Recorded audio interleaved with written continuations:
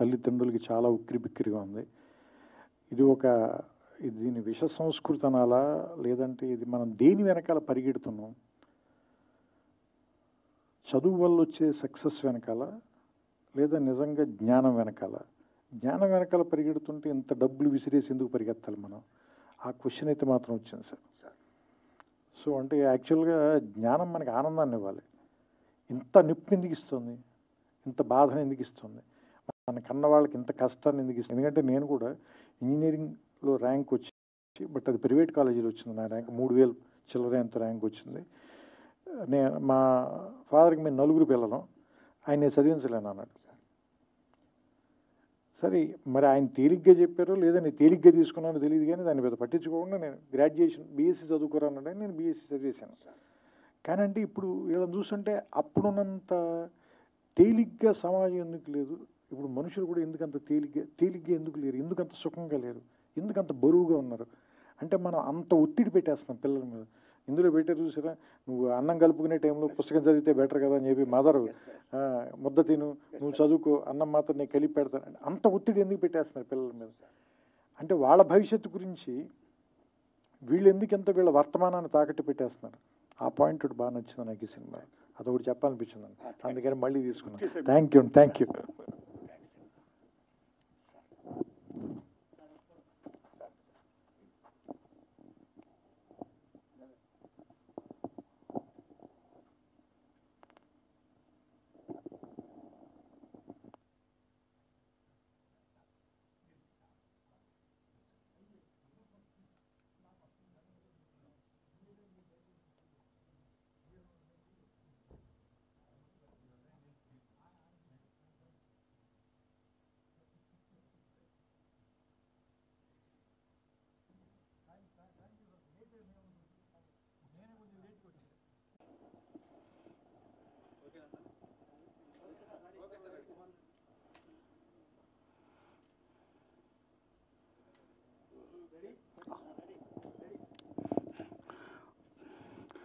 పాత్రికేయ మిత్రులారా,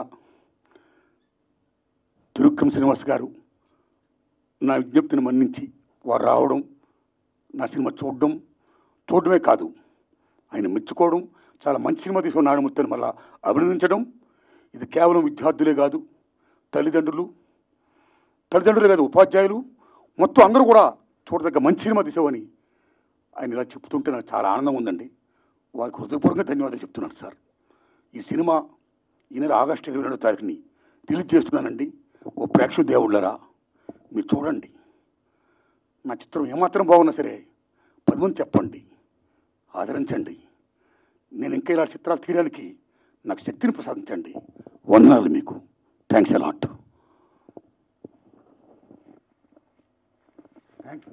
ఈ టైం కూడా వచ్చారు మీరు పాత్రికేయ మిత్రులారా, మీ దండం పెడుతున్నాను. పాత్రికేయ మిత్రులారా, వందనాలు మీకు.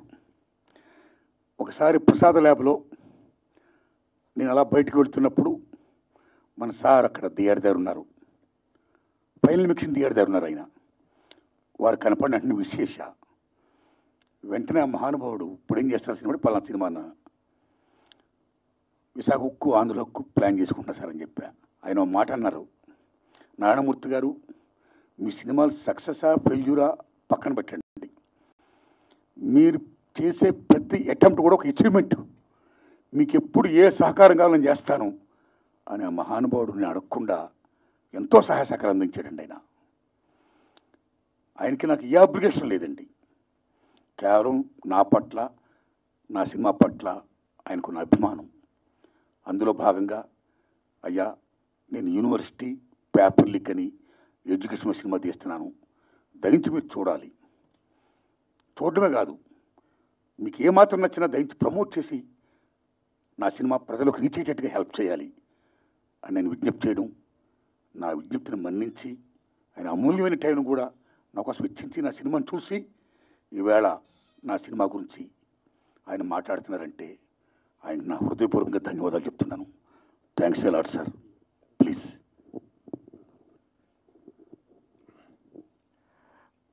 ఆయన ప్రేమతో చెప్తున్నారు, కానీ యాక్చువల్గా ఆ రోజు నేను ఆయన కలిసినప్పుడు, అంటే ఎప్పటి నుంచో నాకు నేను ప్రేమలో సినిమాలో రాకముందు నుంచి, ఎందుకంటే ఆయనది 32 సినిమాల ప్రయాణం, అదేమి చిన్న ప్రయాణం కాదు. నేను ఎందుకు ఆ మాట చెప్పానంటే, ఆయన సినిమా ఆడటం ఆడకపోవటం అనేది తీసి పక్కన పెట్టి ఆయన వన్ మ్యాన్ ఆర్మీ.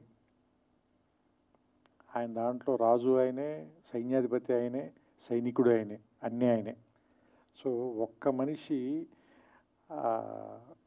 సినిమా ఆలోచన పుట్టడం దగ్గర నుంచి దాని ఎగ్జిక్యూషను, దాని తాలూకు రిలీజ్ వరకు సినిమాని తీసుకెళ్ళి జనం ముందుకి థియేటర్లో సినిమాని ఒకే ఒక వ్యక్తి ఇంత ప్రయత్నం చేస్తున్నారంటే, అది కూడా ఖచ్చితంగా ఏదో ఒక కారణం ఉండి తీరాలి సినిమాకి. దానికి ఖచ్చితంగా ఏదో ఒక ప్రయోజనం ఉండి తీరాలి. ఒక మాట మనం ఖచ్చితంగా మాట్లాడాలి, ఆ మాట వినపడాలి. అంటే నొక్కబడే గొంతుల గురించి మాట్లాడడానికి ఒక గొంతు ఉంది, ఆ గొంతు అందరికీ వినపడాలి. అది మనకు నచ్చచ్చు, నచ్చకపోవచ్చు, దాంతో మనం ఏకీభవించవచ్చు, ఏకీభవించకపోవచ్చు. కానీ వాళ్ళు మాట్లాడాల్సిన అవసరం ఉంది, అది మనం వినాల్సిన అవసరం కూడా ఉంది. లేకపోతే ఏం జరుగుతుందంటే, ప్రపంచంలో ఏకపక్ష ధోరణి అనేది రావటం మూలంగా రాబోయే జనరేషన్స్ చాలా సంకుచితంగా తయారైపోతారు. సో అందుకని విభిన్నమైనటువంటి గొంతులు, విభిన్నమైన అభిప్రాయాలు, వీటిల్లోనే బ్యూటీ ఉంది. సో అలాంటి ఒక పార్శ్వం, అలాంటి ఒక అందం ఆర్ నారాయణమూర్తి గారి సొంతం. అది ఆయన తాలూకు శైలి, అది ప్రత్యేకం. ఇప్పుడు ఈ సినిమాకి వచ్చినప్పుడు కూడా నేను సినిమా ఎలా ఉంది అని ఒకే ఒక మాటలో చెప్పాలంటే, నేను 2.5 గంటల పాటు వచ్చి ఫస్ట్ కార్డు పడిన వెంటనే 162 నిమిషాలు అనగానే నేను కొంచెం భయపడ్డా. అయ్యో బాబు, 2 గంటల 40 నిమిషాలు ఇప్పుడు కూర్చొని చూడాలా మనం ఈ సినిమా? ఫస్ట్ వచ్చే భయం. ఎందుకంటే కరోనా తర్వాత అందరికీ కూడా ఏ సినిమాని కూడా 20 నిమిషాల మించి 30 నిమిషాల మించి చూడలేనటువంటి ఒక, ఏమంటారు దాన్ని, ఒక అది యాంగ్జైటీ అనాలా, అసహనం అనాలా, అలాంటి పరిస్థితిలో ఉంది ప్రపంచం మొత్తం. అలాంటి సినిమాని 2 గంటల సినిమా, 2 hours ఇప్పుడు నేను చూసింది. 2 గంటల సినిమా చూస్తే, క్షమించాలి సమయం తప్పుగా చెప్పా, 2 గంటల సినిమా చూసినప్పుడు నాకు చాలా ఫాస్ట్గా పరిగెత్తి వెళ్ళిపోయింది, సినిమా అయిపోయింది.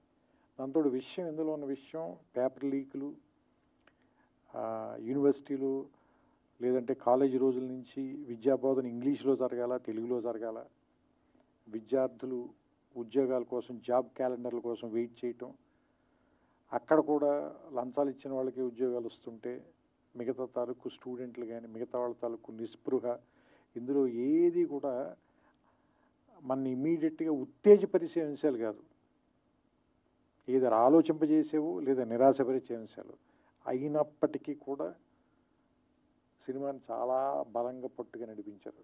నేను అనుకోవటం అది మీ సిన్సియారిటీని అనుకుంటున్నాను.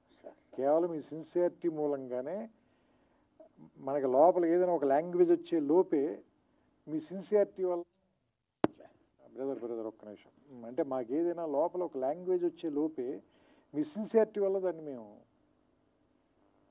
దాన్ని ఏం మాట అనలేకపోతున్నాం.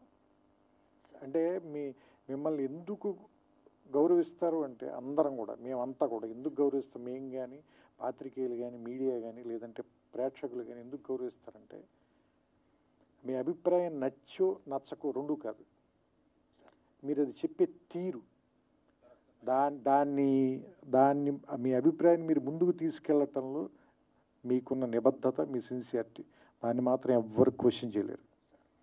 అది మాత్రం మీ సొంతం.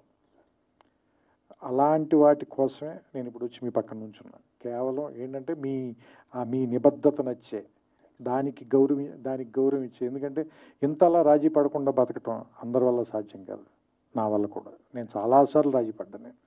సో అందుకని ఏంటంటే, ఇలా రాజీ పడకుండా బతకటం అందరి వల్ల అవ్వదు, కొంత జెలసీ కూడా ఉంది నాకు. అలా బతకడం అంత తేలిక కాదు. సో అందుకని ఆయన పక్కన నిలబడి, ఆయన నా అమూల్యమైన సమయం అన్నారు, కానీ ఆయన తన సమయాన్ని